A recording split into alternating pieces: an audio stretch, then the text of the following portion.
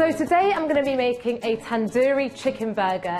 It's slightly indulgent, vibrant and lots of textures and flavours going on.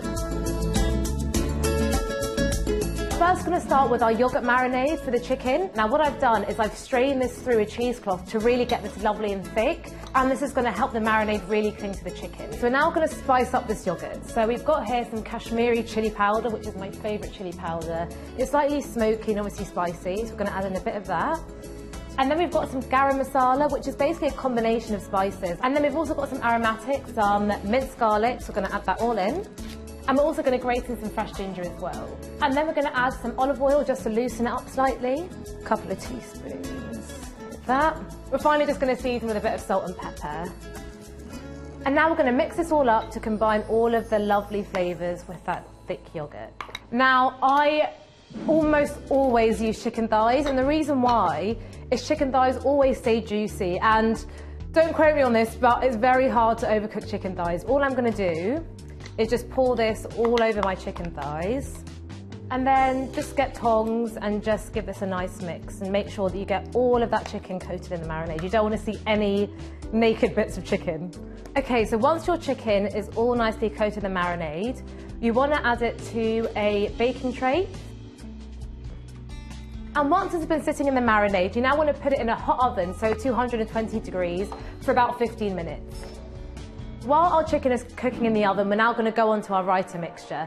Now, a raita is a yogurt dip that you usually have with a curry or a rice, but in this case, it's going to be basically like our burger sauce. So we've got here our full-fat Greek yogurt, some diced cucumbers, so we're going to add this in, some diced red onions, so we're going to chuck those in, and then some finely diced coriander, which is going to add a lovely fresh flavour to it, and then some diced tomatoes as well. And then for a little bit of heat, I like to add in a pinch of Kashmiri chili powder. And to finish off, just a squeeze of lime, just to really freshen this up. And then we're just going to give this a nice mix. This can actually stay in the fridge and we can keep it cold until our burger's finished.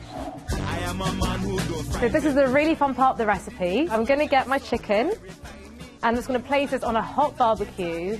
The charcoal is going to give this a lovely smoky flavour, and we're going to get lots of nice colour on this as well. Even though it's hitting all that heat, it's still going to remain lovely and succulent. I'm now going to take my chicken off the barbecue and look at that lovely colour.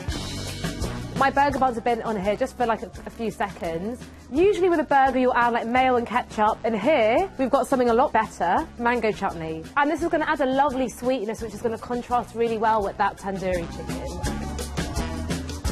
We've got our raita from before, so we're just going to put this over our chicken. And then I've got here some pickled red onions. The semi-final thing is Bombay mix. Now, I mean, this isn't traditional on a burger, but it's going to add a lovely crunch and also a bit of heat as well. Place this on as neatly as you can. And then the final thing, the last thing, is just a few leaves of coriander. Put the lid on this. You can even get a skewer because it's quite a big guy. And there you have my tandoori chicken burger.